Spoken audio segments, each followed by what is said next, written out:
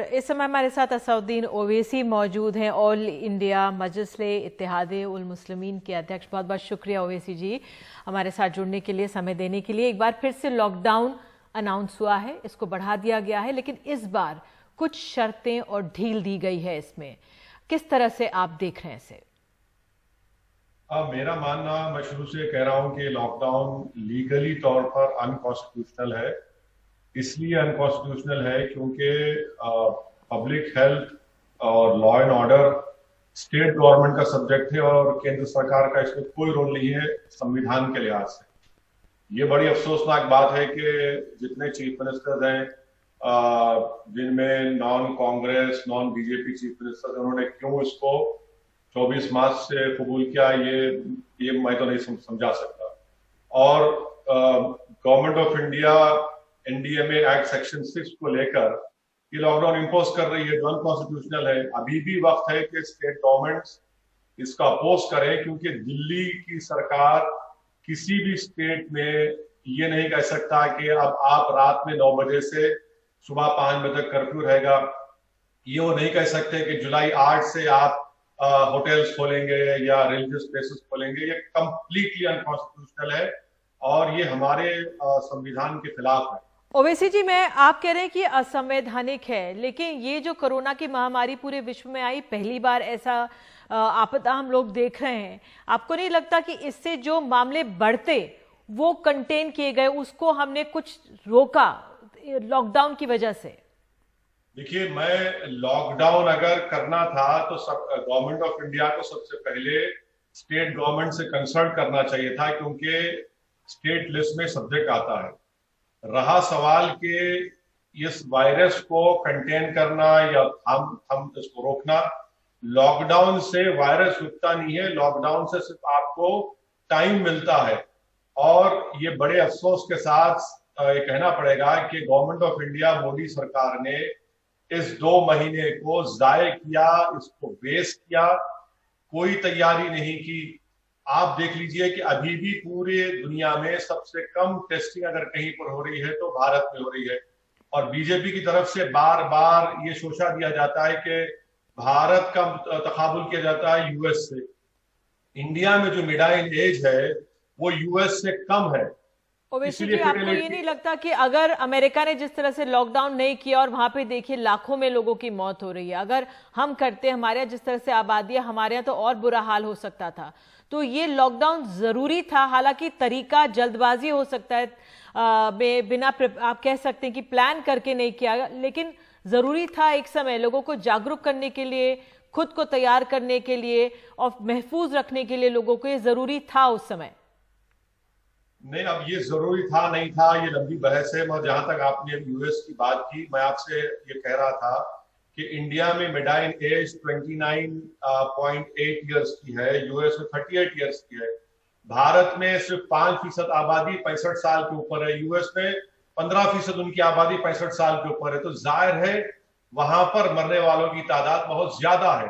सवाल ये पैदा होता है कि आपने लॉकडाउन 70 दिन हो गए, आपने क्या हासिल किया? क्या अगर आप 25 मार्च से ट्रेन के जरिए माइग्रेंट लेबरर्स को भिजा देते, जब सिर्फ 530 कोविड वायरस के केसेस हुए थे, आज आप उनको भिजा रहे हैं अपने अपने उनके स्टेट्स को। आप देखिए वायरस बढ़ रहा है, पिछले 5 दिन से 6,000 7,000 केसेस हो रहे हैं। अभी आपने कहा कि महाराष्ट्र में 124 लोगों की अमवात हुई है और फिर आप इकोनॉमी खोलने जा रहे हैं। तो जब ये माइग्रेंट लेबर्स चले जाएंगे, 20 करोड़ के करीब लोग अपने स्टेट को चले गए, 12 करोड़ नौकरियां जा चुकी हैं, जिसमें से 4 करोड़ तो माइग्रेंट लेबर्स के, तो आपने क्या हासिल किया?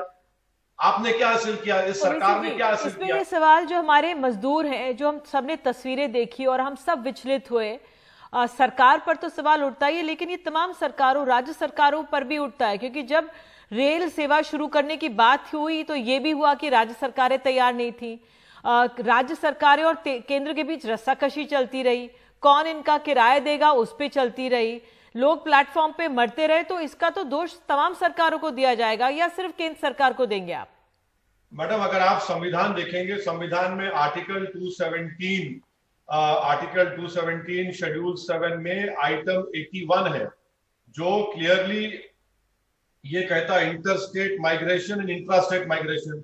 ये तो गवर्नमेंट ऑफ इंडिया, मोदी सरकार की जिम्मेदारी है संविधान के लिहाज से। अब रहा सवाल ये ट्रेन से, श्रमिक ट्रेन से भिजाना, आप बताइए कि ये सरकार कितना झूठ बोलती है कि 9 मई से 27 मई के दरमियान में 85 लोगों की मौत हुई है ट्रेन के अंदर, और वो बदतरीन वाकया झांसी का जिसमें एक लाश एक मजदूर की 4 दिन तक टॉयलेट में पड़ी रही। तो फिर ये किसकी जिम्मेदारी है? यानी लोग पीने के पानी को तड़प रहे हैं, जो 24 घंटे का सफर था वो 70 घंटे ले रहे हैं। तो केंद्र सरकार की जिम्मेदारी नहीं है, किसकी जिम्मेदारी है? फिर ये ट्रेन आप नहीं चला रहे। मुंबई से ट्रेन निकलती है, जाना गोरखपुर एक उड़ीसा चली जाती है, 24 घंटे का सफर, 70 घंटे 80 घंटे, उसमें पीने का पानी नहीं। इसी से तो ये जिम्मेदारी सरकार की है। और गवर्नमेंट ऑफ इंडिया, मोदी सरकार, मुझे अफसोस इस बात का है कि आज अपना 1 साल मुकम्मल होने पर इतना बड़ा जोर शोर से जश्न मना रहे हैं। किस बात का जश्न मना रहे हैं लोग? इनको तो अफसोस करना चाहिए था, इनको तो शर्म आनी चाहिए थी। नहीं, प्रधानमंत्री ने, मैं आपसे जानना चाहूंगी, प्रधानमंत्री ने चिट्ठी लिखी और उनकी आवाज भी सुनाई दे रही है। उन्होंने लिखा है कि मजदूरों, छोटे कारोबारियों ने कष्ट सहा है, परेशानियां दूर करने के प्रयास किए जा रहे हैं। प्रधानमंत्री ने कहा है ये बात। प्रधानमंत्री ने एक मजाक किया है भारत के माइग्रेंट लेबरों के साथ। प्रधानमंत्री ने चिट्ठी लिखकर भारत के उन गरीबों से इनका मजाक उड़ाया है जो पिछले 2 महीने से उनके पास खाने को खाना नहीं है। भारत के प्रधानमंत्री ने खत लिखकर अपनी जिम्मेदारी से हाथ उठा लिए हैं, ये कहकर के इतना ये नहीं होना था। अरे आपने जो 20 लाख करोड़ का पैकेज का ऐलान किया, बड़ी धूमधाम से कहा गया कि हमारे जीडीपी का 10% है। मैंने भारत के जितने इकोनॉमिक माहिरीन है उन तमाम के आर्टिकल्स पढ़े, वो तो कहते हैं कि 1.5 ही नहीं हमारे जीडीपी का। आज आप देखते हैं ये तमाम विपक्ष भी सवाल उठा रहा है, आपने ये सवाल उठाया है, विपक्ष भी सवाल उठा रहा है। अब देखिए, तमाम राज्य सरकारें अपनी तरफ से एहतियाती इंतजाम कर रही हैं। अब आज ही जो ढील दी गई है उसमें कहा है कि तमाम धार्मिक स्थल खुल जाएंगे जल्द। हमने देखा ममता बनर्जी ने कहा कि 1 जून से खुल जाएगा। येदियुरप्पा ने भी पहले कहा कि हम प्रधानमंत्री को चिट्ठी लिख रहे हैं। जो तमाम धार्मिक स्थल खुलेंगे, आपको लग रहा है ये ठीक कदम है, इसकी जरूरत थी, लोगों को थोड़ा संतोष होगा इससे? देखिए, मेरा आर्गुमेंट ये है कि स्टेट सब्जेक्ट है, ये स्टेट डिसाइड करेंगे, चाहे वो कर्नाटका की बीजेपी की सरकार हो या टीएमसी की सरकार बंगाल की हो। मगर सवाल ये पैदा होता है कि आपने शराब की दुकानें खोल दी, और शराब की दुकानों में तो लाइन लगी हुई थी जब खोला गया। आपने तो सोशल डिस्टेंसिंग के नाम पर मजाक उड़ाया इन माइग्रेंट लेबरर्स के साथ। तो फिर आपका ये लॉकडाउन रहा कहां? इस 2 महीने में आपने वायरस को तो रोका नहीं, मगर आपने भारत की इकोनॉमी को तो बर्बाद कर दिया।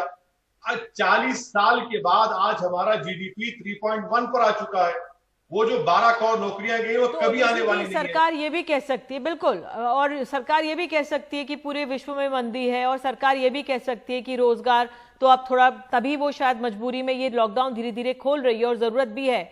अगर मैं दिल्ली की बात करूं, अब दिल्ली में भी आप देखिए बहुत जरूरी था, आपने शराब की दुकानों की बात की, हमने यहाँ पे भी देखा जरूरत थी, सरकारों को पैसे की जरूरत थी, लॉकडाउन से उनकी कमाई का जरिया रुक गया था, इसलिए तमाम सरकारें जोर दे रही थी, और इसलिए हमने वो दृश्य भी देखे किस तरह से भीड़ लगी। तो ये जरूरत थी, आर्थिक जरूरत थी राज्य सरकारों की, इसलिए ऐसा हुआ। अरे अगर आर्थिक जरूरत थी, अगर आपको पैसों की जरूरत थी तो ड्रग्स को लीगलाइज कर दीजिए, पूरे ड्रग्स को लीगलाइज कर दीजिए, पैसे कमा लीजिए ना। इस एक गवर्नमेंट की सोशल रिस्पॉन्सिबिलिटी कहां गई? अगर आपको आर्थिक या फिर फाइनेंस की जरूरत थी तो कई और तरीके हैं, मगर ये क्या तरीका था? और सवाल ये पैदा होता है कि मोदी सरकार ने स्टेट गवर्नमेंट्स को क्या दिया? 1 पैसा नहीं दिया। मैं जिस आपका क्या प्लान होता अगर आप थोड़ा सरकार को सुझाव देना चाहते, तो क्या देते? अब जिस तरह से सरकार खोल रही है, अर्थव्यवस्था खोलनी है, क्योंकि करोड़ों लोगों की नौकरी जा रही है, तो आप क्या सुझाव देते? मैडम, बात बिल्कुल सही है। अब तो इनके पास कोई चारा ही नहीं है।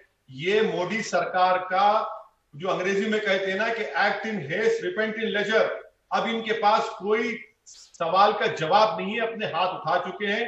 ये भारत के आवाम जनता से, भारत के गरीबों से कह रहे हैं कि भाई साहब, मित्रों, अब हम कुछ नहीं कर सकते, अब जीना मरना आपका और आपके खुदा के ऊपर, अब हमसे कुछ नहीं हो सकता है। रहा सवाल क्या करना चाहिए था, हमको टेस्टिंग बढ़ाना चाहिए था। हमको मार्च में ही हमारे माइग्रेंट लेबर्स को भिजाना चाहिए था। अब ये करना है कि ये जो माइग्रेंट लेबर, जो गरीब लोग हैं, सरकार को पैसे देने चाहिए, उनके अकाउंट्स में पैसे डालना चाहिए। कम से कम 5,000 रुपये डालिए ना। $450 बिलियन का फॉरेन रिजर्व है, उसको इस्तेमाल करिए। किस लिए उठाकर रखे? इसी दिन के लिए इस्तेमाल कर रखे हैं ना। हमारे फूड कॉर्पोरेशन ऑफ इंडिया के गोदाम भरे हुए हैं, वहां पर चावल और गेहूं सड़ रहा है। बांटिए ना गरीबों में उन लोगों को। आप स्टेट गवर्नमेंट्स को उनके जो लोन्स है उसको डिफर करिए, उनको वेज एंड मीन्स एडवांस 100% करिए। ये आप लोन देना नहीं लगना चाहिए, आप भी यही कह रहे हैं। कांग्रेस कहती है कि 7,500 रुपए हर के हाथ में डाल दीजिए, आप कह रहे हैं 5,000 रुपए, जो बिल्कुल हमारा निचला स्तर है। एक आखिरी सवाल ओवैसी जी मैं आपसे जानना चाहूंगी, निजामुद्दीन मरकज का, जब हमारे देश में कोरोना का शुरुआत ही हुई थी और ये हमारे सामने एकदम आके खड़ा हो गया था, तो निजामुद्दीन मरकज का मामला सामने आया था, उस पर आपकी क्या राय है जो वो वाक्य हुआ था? अरे मैडम, देखिए ना, ये बड़ा एक बड़ा ही मुश्किल सवाल आपने कर दिया, क्योंकि मुसलमान, हर किसी टीवी एंकर को मुसलमान दिखता है तो फौरन तबलीगी जमात का पूछते। आप मुझसे ये पूछ लेते कि मीरठ में एक बंदर ने जो ब्लड टेस्टिंग के सैंपल्स को लेकर भाग गया, वो कैसे लेकर भागा? अब ये रहा सवाल के निजामुद्दीन का, ये तो उनकी गलती नहीं है। दिल्ली की सरकार ने क्या रिलीजियस गैदरिंग को रोक दिया था? वैसे ही वैष्णो देवी में लोग फंस गए थे, यहां पर भी लोग फंस गए थे। अब इसको पूरा एक मजहब से जोड़ देना ये गलत है। अगर ये बात है तो बताइए कि 30 जनवरी को सबसे पहले भारत में कोविड पेशेंट आया था, उसका क्या मजहब था? उसके 3 पेशेंट थे। उसके बाद इटली के टूरिस्ट, उनका क्या रिलीजन था? चाइना में, वुहान में, अमेरिका में बोरिस जॉनसन का क्या रिलीजन था? तो ये तो बीजेपी संघ परिवार की बहुत बड़ी गंदी साजिश थी कि वो अपनी नाकामियों को और अपनी नाअहली को छुपाने के लिए वो तबलीगी जमात और इस्लाम का नाम बदनाम करने की कोशिश की।